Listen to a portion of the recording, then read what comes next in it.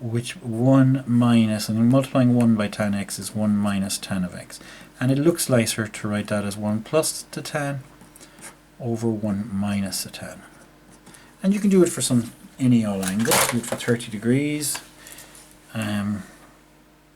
Or do it for 45 degrees, because that's a really easy one to do. What's the tan of 90? No, it isn't. It'll blow up in our faces. We'll end up getting an explosion. So don't do that. But it's perfectly nice. So let's try and...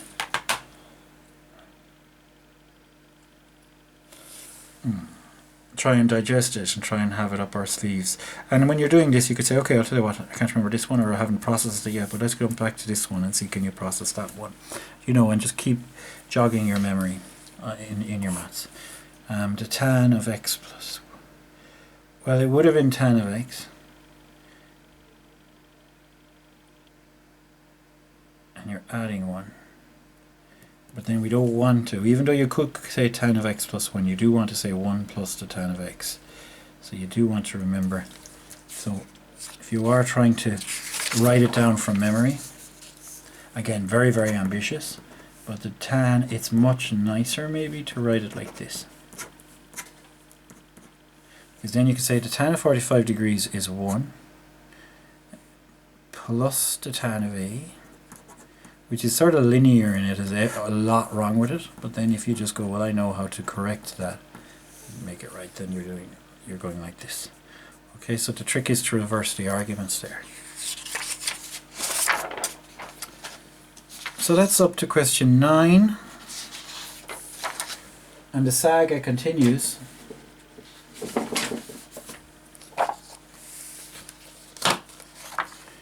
Okay, we go on to question 10.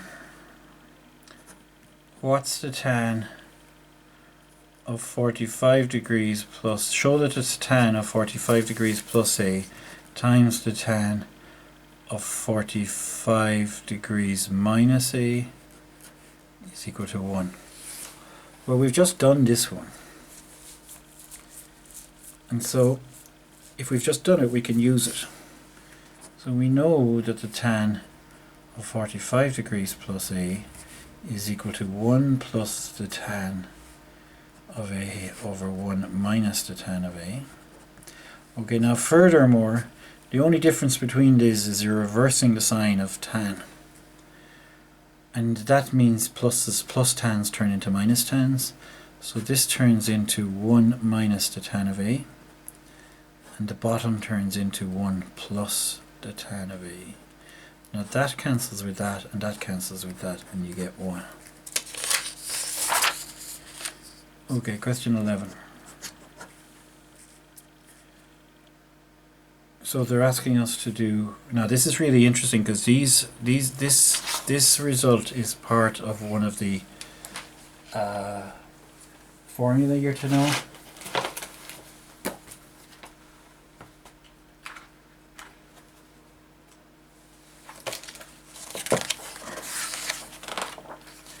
Okay, so the formula you need to know are written here, and this result is the sine of a sum plus the sine of a difference. The sine of a sum plus the sine of a difference here, number 18. And but more importantly, it's also, if you reverse the way how we think what's the subject and what's the result, then we think of it as being double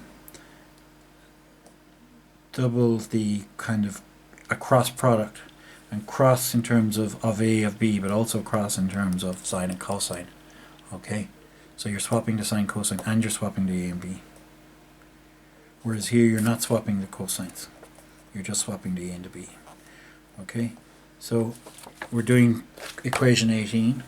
Just one more thing to show you here. These are all showing up here in your tables. And they're quite early on, they're before they're here. Okay, so the one we're doing right now, question 11, is double the sine cos. Now, by the way, double the sine cos and double the cos sine, they're kind of the same thing except reversing A and B. But it's just which comes first, A or B. So we're talking about Yeah, we're definitely talking about equation 18. Now it doesn't say in your log table it's equation 18, so you're best off thinking page 15 of the log tables, second formula, the product of sums and differences.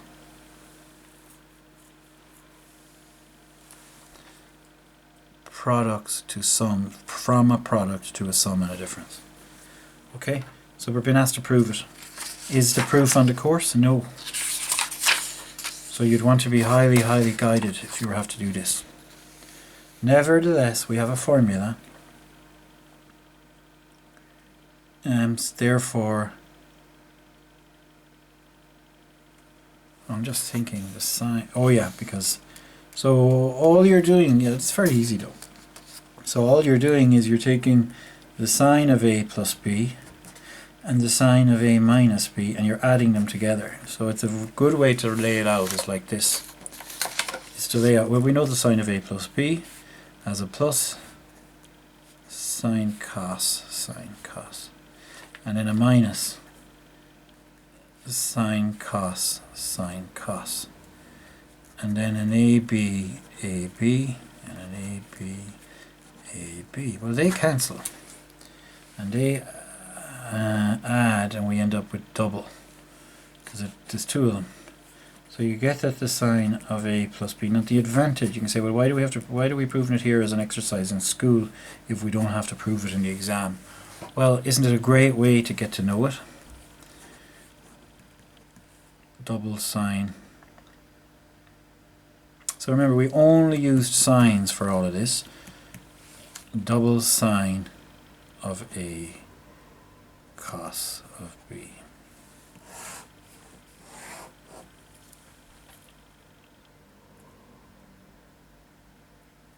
Okay.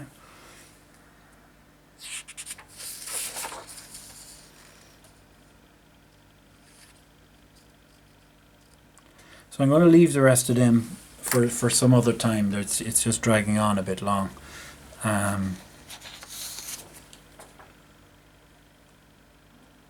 So we could have done them, but I'm asking too much of you.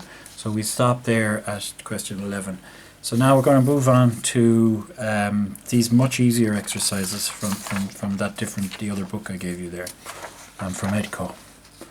So let's do these right here. So basically this is in the standard, this cos, this is in cosine sum form. So it's a plus here, so it's going to be a minus for cosine. So this is the cosine of 48 minus 20, which is equal to the cos of 28 degrees. Cos, sine. Again, it's cos, and it's the cos of a sum, because the minus turns into a sum. So this is the cos of 75 degrees. This is the sneaky one that took a lot of attention in class today.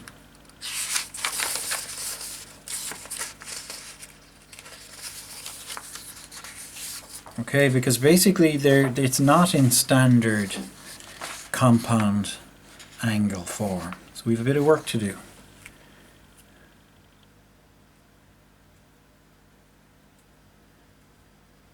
So we've sine of minus 5, cos of 3, plus cos of 5 sine of minus 3. Now, despite the fact this is kicking off with a negative, there's nothing wrong with that as such. Like, you can just ignore that fact and say, well, what I want is sine of an angle, cos of an angle, and then I want the same angle to be there, but it isn't. So we drop that same angle in there, and to put a minus to make things right, we don't have to do anything else, because cos is sine blind. Couldn't care less whether it's positive or negative, the thing you put in. Whereas sine is very, very sensitive to sine cares about sine. So the negative 3 will come out. And why do I want that to happen? Because I need these to match. I needed these to match, and I need these to match. Okay? So by taking out the minus, it comes back here.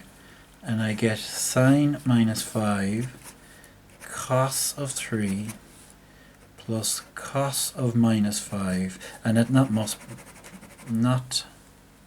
plus but minus, and then sine of 3. So negate the argument of a sine, you're going to negate the sine, which means you're going to negate the product that it's part of. Okay, now we're in standard form. And we can see sine, cos, sine, with a minus here means it's definitely the sine of a minus. And it's got a minus 5 here and a minus 3 here, which is, whoop, minus here means a plus here. No, it doesn't, it means a minus here, which means I might have got it wrong in class. So it's actually, so it's actually the sine of minus 5. Remember, the minus here means a minus here. Ah, look, that's a plus 3. So it's minus 5 minus 3. I did have it right in class. Which is equal to the sine of minus 8. Okay, and of course you might want a little bit of affirmation there at that stage. So you might first just have to quick look at what is the sine of minus 8. And you might just minus 0.14, scribble that down, and then fill in the original entire result. Minus 5. You notice the arguments should be in brackets, and that's why it's a good habit to put the arguments in brackets while you're writing your maths. Okay, so I'm here, and you can't see what I'm doing here, but I'm here, plus cos 5 sine minus 3.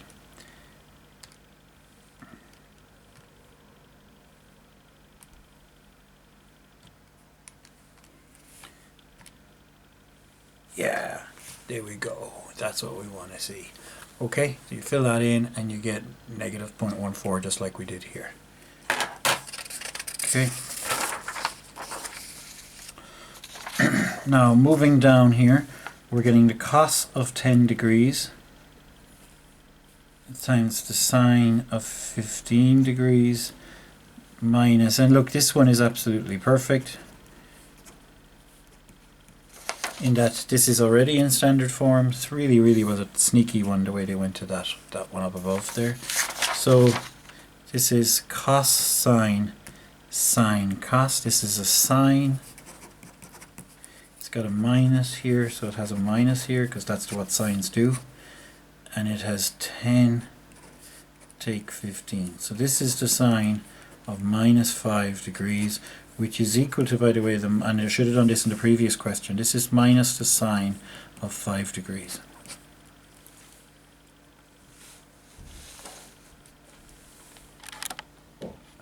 Okay.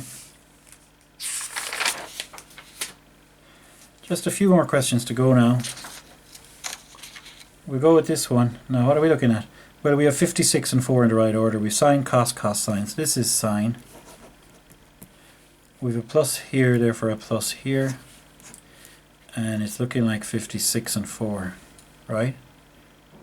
Yeah. So this should be the sine of 60, which is root 3 over 2, roughly, but only roughly, 0.866. And by all means fill that into your calculator, but look, we're getting a bit tired of it now at this stage, and I think we have mastered it. So we'll just rattle these off, and that'll be the end of your homework. And I'll give you a note, and like saying that to shorten the amount you do, because we're only going to do what I've done here. Now that's still a lot of work, but if you just use this video to try and keep track of what's going on. Okay, so cos of 15 degrees. This is a very common question. And one way to do that from our special angles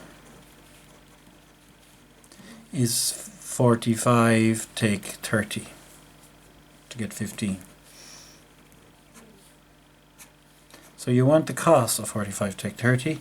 So cos of 45 degrees take 30. Minus turns into plus because we're doing cos's. It's a cos sine game. And it's 45 degrees, 30 degrees. 45 degrees, 30 degrees. Now we start filling in values for these. What is the cos of 45? 1 over root 2. Just to have a quick peek up here. Well, they've got 4 at the bottom. They're not allowing square roots at the bottom. So we're going to call this cos 45 root 2 over 2. Moving on to cos 30. The cos of 30 is a half, so we put a 2 at the bottom. We don't need to put anything at the top because that's already there. Now we're moving on to this plus, so a separate fraction. What is the sine of 45? Root 2 over 2. What is the sine of 30? Made a mistake back there. This should have been root 3 over 2. But we're fixed now, we're good. So this is equal to root 6 plus root 2 over 4, which is exactly, well, it's pretty much exactly what they have there, but reversed. Okay. You saw a little mistake I made there. These things happen. But almost invariably you correct them before you walk out of the exam hall. So straight away there, I'm going to take my calculator. I got 7 pi over 12. Don't want to operate like that. So I'll go 7 multiplied by 180, because that's it in degrees, and I'll divide by 12. Okay, so we're talking about 105 degrees. So what is the sine of 105 degrees? Now going back again, writing down my 60 and my 45, you can see that they want to get added to form this. So we're talking about the sine of 60 plus 45. I'm going to be a bit neglectful and leave out the degree sign. But all these angles are in degree measure, not in radians. Okay, so here we go. Sine of a plus is a plus. Sine has a pattern of sine, cos, cos, sine. In we go with the order that the angles appear as and get dropped in that order repeatedly. Okay, sine of 60 is root 3 over 2.